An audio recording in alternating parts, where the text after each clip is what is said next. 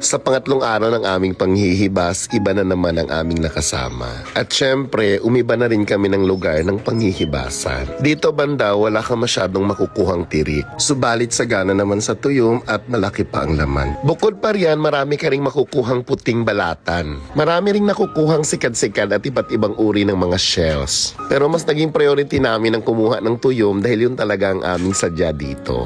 At may dala-dala din kaming malaking sabat at dito namin nililinisan ang mga tinik ng tuyom.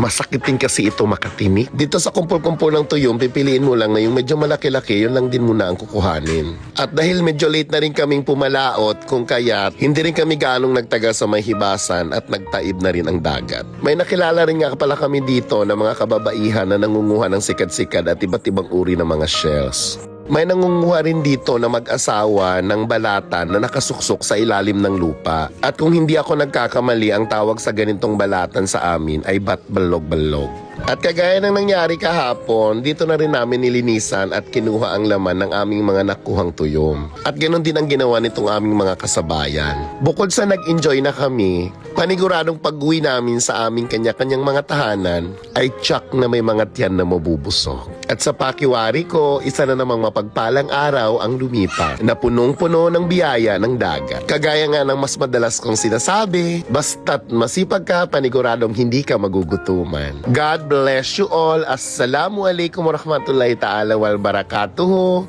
Bukas muli may panibago akong kwento. This is your Tita Res at your service.